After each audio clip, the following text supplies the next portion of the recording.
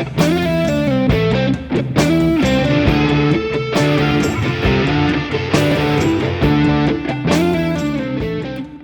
back to another episode of the JR Takes podcast. As always, I'm Ryan Rogers. And I'm Jonah Hoffman. And today we're going to be discussing the Seattle Seahawks' recent win against the Lions. Game that initially I took the Lions to win that game, but that was before all their starters went down. So I kind of expected us to go into that game and win. But alongside the Seahawks, we have the Mariners finally ending the 21-year playoff drought. Yep, the drought that could legally drink. Yeah, well, talk about weight off your shoulders there. And it happened in a pretty awesome fashion. I don't know if you caught the tail end of the game. I was actually working at the time, so I had to watch all the highlights afterward. But I got to your house like minutes after it happened, and they were all celebrating. And I think the guy that hit the walk-off was crying in the locker room of sheer joy. So it was a pretty special moment to see. Cal Raleigh, he's pretty special. And it's pretty amazing considering he was batting 67 to start the year. Holy shit. And he now he holds the record for most home runs by a catcher in Mariners history. So that's wild. With 26. Wow. Yeah. So pretty awesome. Pretty awesome week for Seattle sports fans in general. Yeah, I'm not big on understanding baseball analytics, but those are two numbers that I know enough to understand that that's pretty crazy. Yeah. But we'll, I guess, go back to football. Seahawks pulled it out. What was it? 48-45? Yeah. It was, man, I think that had to have been the highest scoring game that the Seahawks have won. Mm-hmm. I didn't do my research on that, but as long as I've been alive, I can't recall a game where we actually won and we gave up 45 points. It was wild. Yeah. Definitely not in the Wilson era. I want to say that one of the most higher scoring games we won with him at the helm was against the Steelers in 2015. Mm-hmm. A couple other games come to mind in like 2020. But yeah, this was an odd fucking game because if we had even a bad defense, this would have been a blowout. Mm-hmm. But I guess just to get the negatives out of the way first, we have like the worst defense I've ever seen. We gave up 500 yards of offense, 45 points, his Lions record for a tight end receiving numbers, and 2 touchdowns to Hawkinson as well, to a team that was so ridiculously undermanned on offense that you just got to sit there and just kind of be shocked and amazed by the level of incompetence. The only saving grace, and actually the reason why we won the game, if you think about it, was Tariq Woolen's awesome pick 6, which if you watch that replay, it really just highlights what's so special about that kid and why I don't shut the fuck up about him. Hawkinson, when he runs that in route, is open when Jared Goff lets go of the ball. Right. But Tariq Woolen is just so damn fast and so long. He looks like he's running half speed and catches up to that thing and walks into the end zone. But yeah, the Seahawks got to make a lot of adjustments on defense. But on the positive side, our offense, I think, is legit. I know the Lions have probably the worst defense in the league, if not us. But the level of execution we were displaying, I would have been impressed if we did that against air. Like, it's 550 yards and 48 points is no joke. And it kind of brings to mind a little bit the last time we played the Lions last season, where I think we put 51 points on them. And you could kind of see the Shane Waldron isms on display more in the offense. And I think, we started to see a little bit of it the week prior against the Falcons. Just kind of came up short in the second half.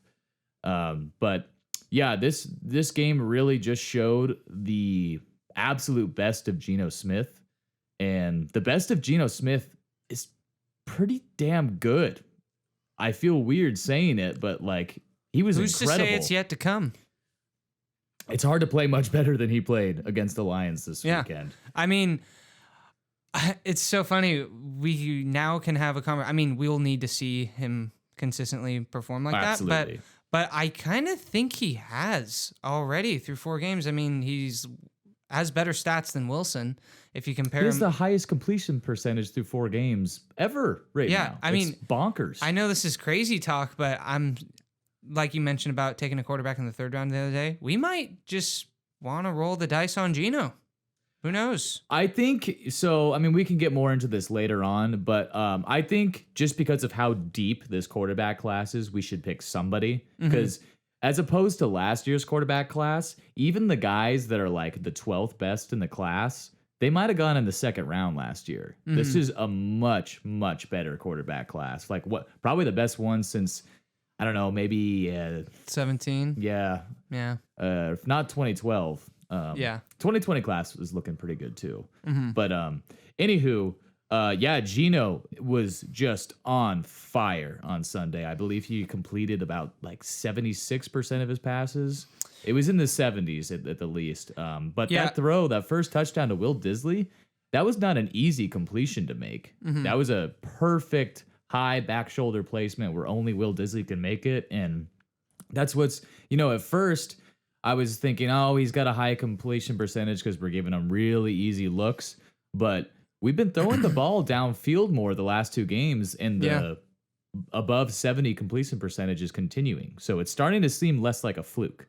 I'm really liking what I'm seeing from DK. He's going out there, and I'm seeing He literally took a shit on Detroit. Well, he's winning those contested matchups too this year, and I don't know. I could say that he was doing that in years prior. He's making those difficult catches too, because the knock on him was never like a ton of easy drops. It was he wouldn't make the amazing catch, but he's making them this year, and his route running is looking very legit. He burned what's the guy's name on Detroit, the corner? Okudah, Jeff Okudah. He torched him all afternoon on Sunday or morning, depending on your time zone. But DK has looked excellent, and Tyler Lockett, he's a guy I mentioned is maybe taking a step back. Well, that's Wilson understandable. leaving. He's not getting any younger. But he's still producing crazy good numbers. Yeah. Funny you bring up Lockett. I was going to say the Lions were even lucky that they were in that first half to begin with, because they were pretty much gift wrapped a touchdown to that first one to Hawkinson when Lockett fumbled. And let's be real, the Lions probably would have came back anyway. Our defense, like you said, is garbage. But also the Lions, they have just a grit about them. They're not going to go away. They were like that last year, and I think that they're going to be that team this year. They might win a couple more ball games than they did last year, but I could see them being a playoff team if not this year, then next year. That's kind of where I'm at with it too, because say what you want about our defense, and I'm not going to argue against you, but the Lions have the best offense in the NFL statistically right now. They're number 1 in points scored, which is amazing because they're 1-3. And I think they're number 1 in yards. But the Seahawks I'm pretty sure they're, if not number 1, they're like top 5 in DVOA on offense right now, which I don't remember what that acronym stands for. But for context, during our Super Bowl / excellent teams from 2012 to 2015, the Seahawks overall in weighted DVOA were number 1 for those 4 years. So it's something that is very good at measuring. Is it like defense versus offense? It's something value over it's weird. Sorry, we'll have to look it up. Oh, it's the V stands for value. I'm pretty sure. Okay. It's a weird one. But Gotcha. Anywho, the offense is objectively of both teams great, and the defenses are objectively terrible for both teams. So right. I remember during the week people were saying, oh, expect this game to be like 34-31 kind of thing. And I was like, oh, I could see that. But damn, both offenses, if given like 2 more minutes, they probably both would have put up 50 points. I mean, I have no hesitation in saying that given the way that game played out. But yeah, what did you think of Rashad Penny's breakout performance? I was just going to bring him up actually, because he pretty much, he did seal the game for us at the end there with the first downs he was getting. Oh, he sealed the game like 3 times. That first touchdown he scored, I was like, all right, it's over. It wasn't. I know. Well, it kind of reminded me of the Nick Chubb touchdown, because that was a little different though, because that was going to be before the 2-minute warning if he had like fallen down or whatever. That's right. Yeah. And the Lions had all their timeouts up until the bitter end. So we kind of had to score that touchdown. So I'm not going to obviously fault him for that, but yeah, I love the lanes he was finding, and the blocking looked really good. I mean, Abe no Lucas punts that whole game. I can't really say more about how great the offense played and how bad the defense played. Really, I guess let's keep the good news rolling because both rookie tackles look like they're ready for the NFL. I mean, no sacks given up for the first time in Seahawks history. No, wait, I'm sorry, not history. It was no punts for the first time in Seahawks history. No sacks, I think, since a game last year, but that doesn't happen very often for Seattle. Anywho, I think Abe Lucas is playing better than Charles Cross right now. Abe Lucas is already playing like a plus side right tackle starter in the NFL. And for a guy that, was drafted in the third round. Who at the time I was like, why wasn't that Malik Willis? Like, some of these young guys and the offseason acquisitions we've made have brought some belief back in Pete and John for me. Honestly, it's kind of crazy that we should be 3-1. I feel like I know if Damian Lewis hadn't made that boneheaded holding play, we would be 3-1 more than likely. Yeah. So. I agree with you completely. And man, like, what a difference just like one little sequence in a game like that can make, because from another perspective, if Melvin Gordon just had the slightest amount of ball security, we could be 1-3 right now. But that's the way the NFL works. Every game is usually close. Every team is so good, has the greatest athletes on the planet. So it's very hard to win games. But so far, the returns on this season, there's a lot I'm disgusted about on the defense, especially a certain guy named Cody Barton. But the fact that we're 2-2 and most of the people that are making impact plays on this team are the younger guys or the newer acquisitions, that's a really good start to a rebuild. And the fact that we're 500 in a rebuilding year is excellent. But so shifting gears to the defense before we move on. Nwosu is looking like the only person on our team that knows how to rush the passer right now. I don't know what the fuck happened to Darrell Taylor. I was hyping him up all offseason as this is his potential breakout year. I'm pretty sure it's a contract year. A lot of people were, a lot of people had high standards for him this year and high expectations. And what I was going to say about the defense, which is kind of making me, not sweat as much over it or over what we saw Sunday, was our defense looked like this last year, and I feel like the year before that. And eventually the game kind of slowed down and our players were able to, stop someone. But that's why I'm like, I'll pump the brakes on, getting overly worried about this team and the way they play defense. I have faith that Pete and Clint Hurt will be able to figure it out. Well, one thing's for sure, it basically can't get worse because they're allowing over 3 points per drive right now. We forced one punt last weekend, and the Falcons, people have been complaining about Kyle Pitts in fantasy all season, not against us. Anywho, I agree with you. I think it's got to get better, but I really do think if this team wants to have a chance at the playoffs this year, they got to make some sort of sign Blake Martinez off the street, do something to get rid of what I think are the two weak links of our defense right now, which is Cody Barton and Josh Jones.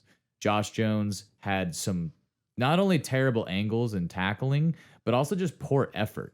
And there's a couple plays out there last Sunday where I'm like, Cody Barton doesn't look like he knows how to play football, much less NFL football. The play where I think Jared Goff ran in either a 2-point conversion or a touchdown. Cody Barton just engages with a tackle that's already blocking someone else for no reason and then spins around and watches Jared Goff run right by him. Like, dude, I don't care what your assignment was. Do you have eyeballs? Come on. And I'm sure Cody's a great guy. He could, kill me with one punch, but you gotta go, dude. You just suck. we gotta figure something out there. But I'm really encouraged by what the defensive line interior wise is doing with Brian Monet and Al Woods. It's just they gotta figure out the edge rusher. And to go back to what you said about the draft next year, I don't care if we draft a quarterback in the first round, but use the lower pick. or I guess the higher pick, whatever makes more sense there. Our top pick should be the best edge rusher available because I agree. The biggest reason why our defense has sucked ass the last 3 years, especially early on, is we can't get a pass rush. I mean, last year, Carlos Dunlap awoke from his coma and started wrecking people towards the end of the season. Both of the last 2 seasons, actually. But it was like before that, Jamal Adams on a blitz or nobody. Well, and you look at all those defenses around the league with a premier pass rusher like the Niners, the Steelers, the Chargers. They've all got really good defensive players up front. Yeah, and not just 1 or 2, but like 3 or 4 guys that can get after it. Yeah, the Niners, I feel like the Niners are a blueprint of what we're trying to be.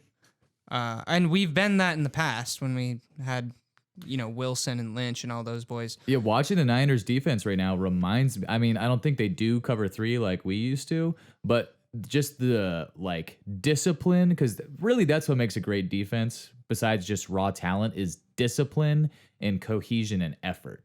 And when I watch the 49ers play, when someone has the ball, there's 3 guys right there getting ready to tackle them, and they punish them.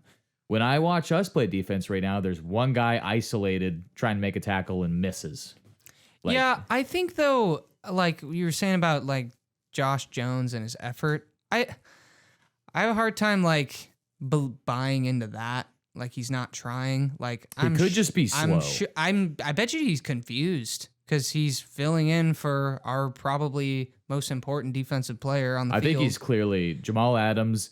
For anything bad people have said about him, he's clearly the most important player to this defense. Because I think it becomes with Josh Jones like a lack of honestly experience. I think that's what I feel like he might be overwhelmed by, or like in over his head as far as like responsibilities on this defense in particular. And I mean, it's a new scheme. I'm not going to keep using that all season because eventually they need to pick it up and figure it out. But I can understand why, he's kind of in the spotlight as far as fuck ups and allowing big plays to happen. I hear you there. I'm just, this is the 3rd year in a row of this. 2019 defense wasn't great. 2018 defense was mediocre. We've had a long time to rebuild the defense post Legion of Boom, and I'm starting to lose patience. Yeah, that's fair. But on the flip side of that, the most recent bodies that we've thrown out there look good on defense. So I think it's, in a way, trending upwards and also terrible at the same time, which is weird. Yeah. But yeah, last thing I want to say about this game is right now, Pro Football Focus has Geno Smith as the highest rated quarterback in the league. And isn't that something? That's not something I thought I'd be saying just about, I don't know, 5-6 weeks ago when I was a Drew Lock stan. But no, I think do we owe Geno an apology? Because I know I certainly do. I think, yeah, I'm sorry, Geno. We wrote you off, but we ain't getting nothing back. Yeah, no, he looks like a different player. I mean, obviously, when he was on the Jets, that was years ago, but he looks like a completely different player than he did even in week 1. He looks like he's taking chances down the field. And that last touchdown run to Rashad Penny, he audibled at the line to that play because he liked what he saw from the defense for that adjustment there.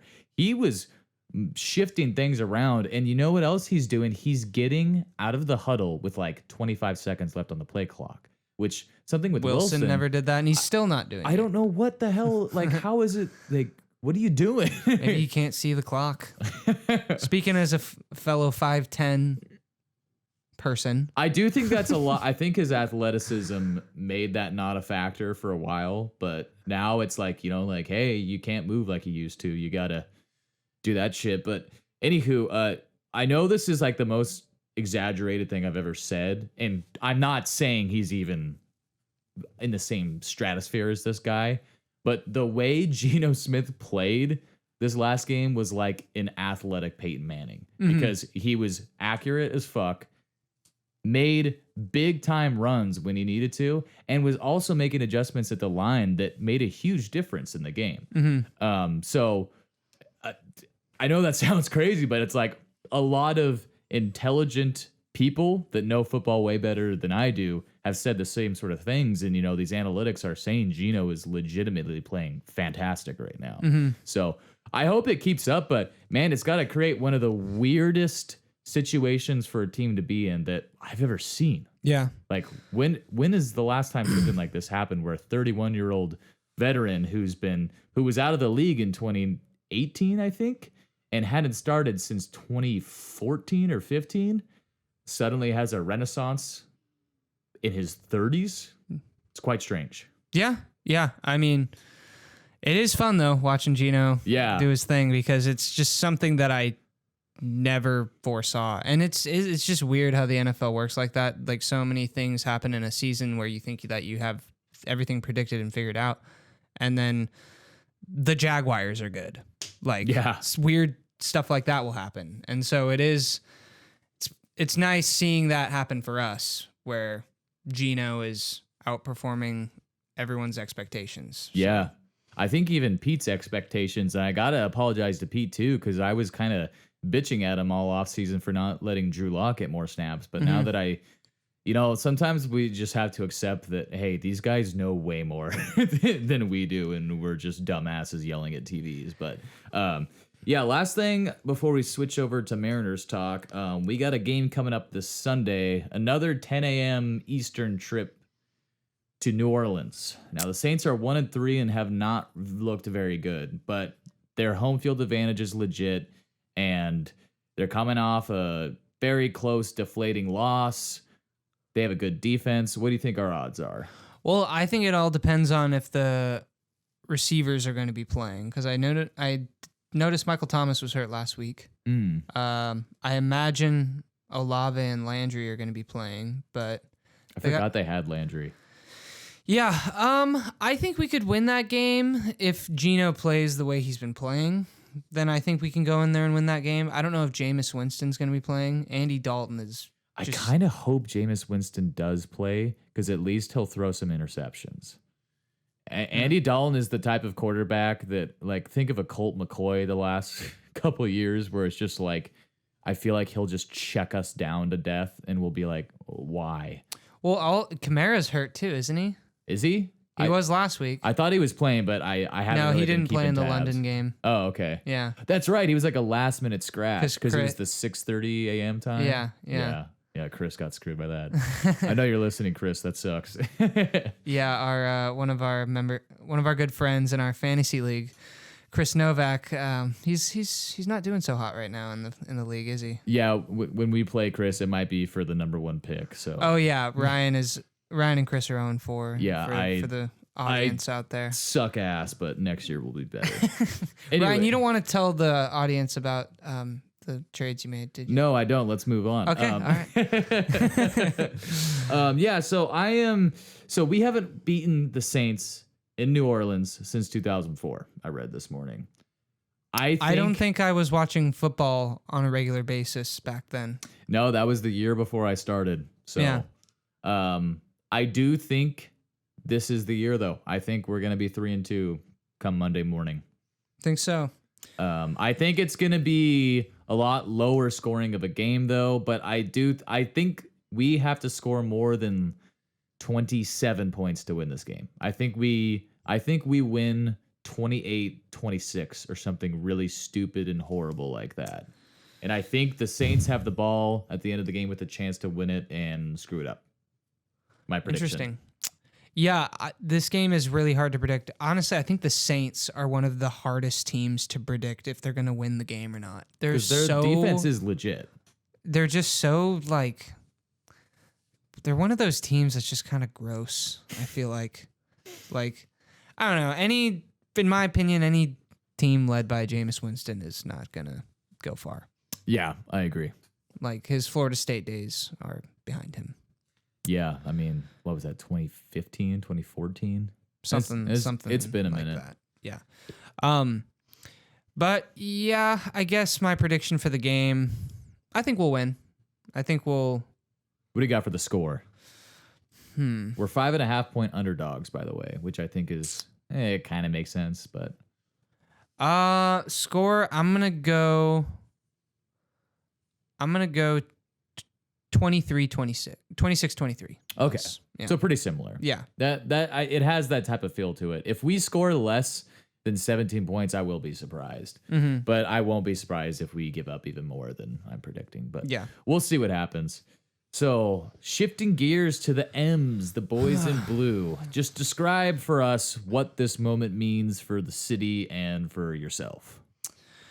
God, it's tough to put into words just because I haven't, like, I'm going to be so excited waking up on Friday because I got the day off and the game's at 1. So that's kind of unfortunate. Like, all the games are day games, which is kind of a bummer. I kind of expected that because it's on the East Coast and, you know, they have to get all East Coast games in earlier than, earlier than on Pacific time zones. So,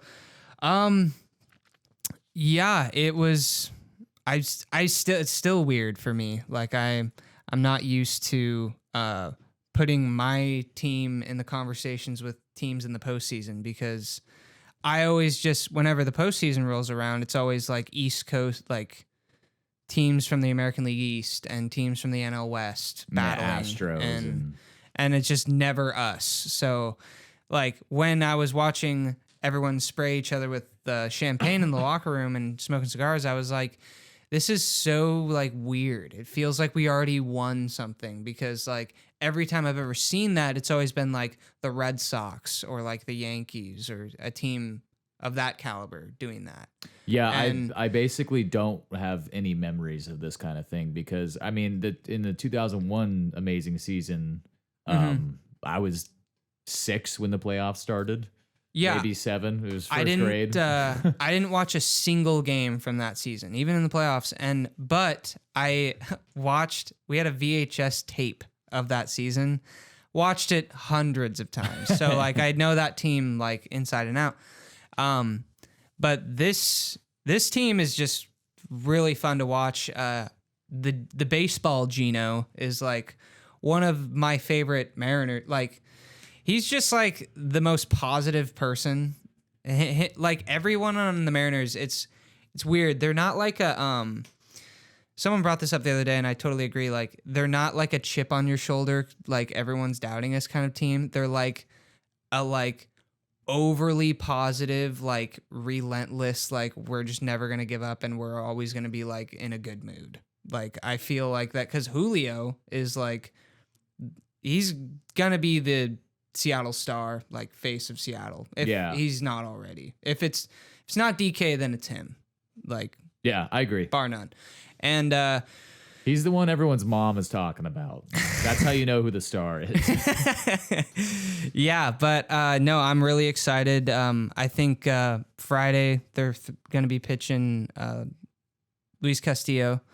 For us, and is then he the guy we traded for? Yes, okay. Yeah. Castillo will be on the mound for us, and then for the Blue Jays, they've got Alek Manoah, and he's really good. He was an all-star, big dude too, so he's got really good stuff. I'm really excited to see the lineup. Just waking up on Friday is going to be surreal. Just like and seeing us playing on ESPN is going to be weird too. Like just all these new things about the season is going to be awesome. I'm really bummed Joe Buck honestly is not with Fox anymore because I would have like if we made the World Series about that. I would have loved to hear him call our games. That would have been he's been doing the World Series since like 99 or something like that. So yeah, damn, he got that gig pretty early on in his life. A lot of people bitch and moan about when him and Troy are on the broadcast, but they're two of my favorites and Joe is a really good baseball commentator. Like he is. He like, makes it way more interesting than most of the time. And he's like, I feel like he's always been really good at like knowing when to talk and when to not. Kind of like Jim Nance is really good at that too. He's got a knack for it for sure. But anyway, aside from the commentary of the game, yeah, I'm really excited for the game. We'll see what happens. Saturday, I imagine they're going to be throwing Robbie Ray, and then Sunday will be Logan Gilbert. So fingers crossed. Hopefully we don't even make it to Sunday and we just get a sweep them in 2 games. Yeah. What makes me nervous about it is it's such a short series. You know, it's like just 3 games. But yeah, I'm just happy to be here, frankly. Like I hope they just win 1 game. But I mean, fuck. Like who knows how far they can take this? It would be really cool if, obviously, if we won the series against Toronto, because then we would go to Houston and play them immediately. And It'd be so amazing to beat them. it's weird. It's giving me like Niners Seahawks vibes, but like we just need to get over that like hump of just always being pounded by Houston. So we'll see. I don't know. Well, yeah, it's exciting, but it's almost like different than football too. Like there's going to be so much like nervous energy, I feel like, in that game. And just because baseball is so much about consistency. And it's like football, things happen so fast, and baseball, you just have to wait pitch by pitch, and it's like just agony almost, I feel like. I can't imagine what that feels like. Yeah, so we'll see. Fingers crossed. I got us sweeping them in 2 games. I don't know if you think it's going to go 3, but I think it's going to go to 3 just for the sake of stressing us all out, because that's what Seattle sports is. yeah, But I think we're going to win it. yeah. That is my prediction, because we're all about positivity here, just like the M's. Good vibes only, as Geno Suarez says. Oh, yeah, So- baby. So, yeah, that's pretty much it for me. You got anything more on the Hawks or the M's? Well, just to talk about the M's and myself a little bit, the first sport I ever cared about was baseball. Like Yeah. from when I was a very young kid, I started playing t-ball when I was like 4 or 5, and I always like would play the little like Fox theme song in my head when I was going up to bat when I was a kid that they play when like the batter was coming out or whatever. And I remember, Edgar Martinez and Ichiro and all those guys from back in the day.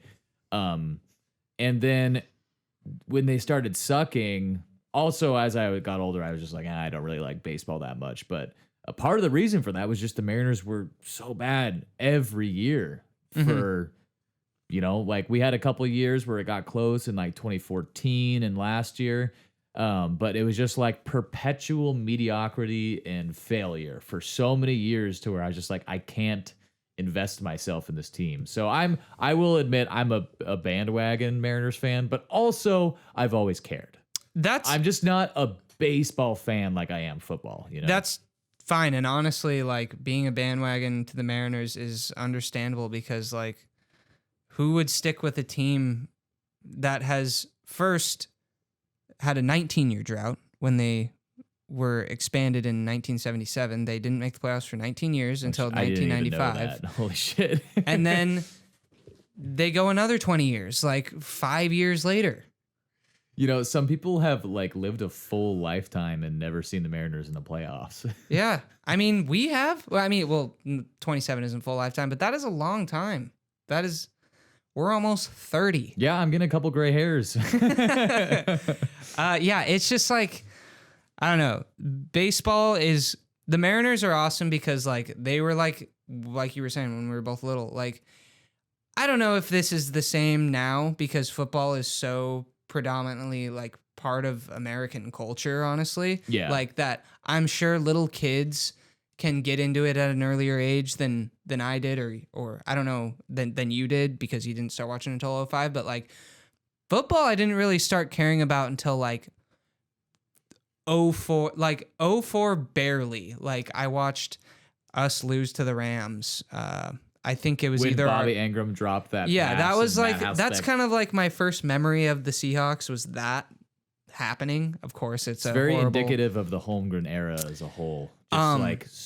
Just so close. Yeah, but baseball has been like the Mariners were like I cared about them more than or before I did the Seahawks. So it's just Right. like there's something special about them finally making it and doing something. Like the Super Bowl win was amazing, and that will always be like top 3 moments in my life of watching sports. But yeah, that was just like so much good shit happening over and over again. It was almost like the universe like giving us a break. Yeah. And then immediately kicking us back into reality with the following season by with like ripping a our heart out. spiked boot. Yeah, it's just so funny because it was like we were being rewarded but had no idea what it was going to cost. Yeah. Like, oh, how'd you like the Super Bowl? Oh, wow, you're so close. Fuck you. Yeah. It's like, oh, you like that Super Bowl? Well, how about here's the worst play in football history, and it's given to you guys. And Enjoy. you get to see it every year over and over again on replay.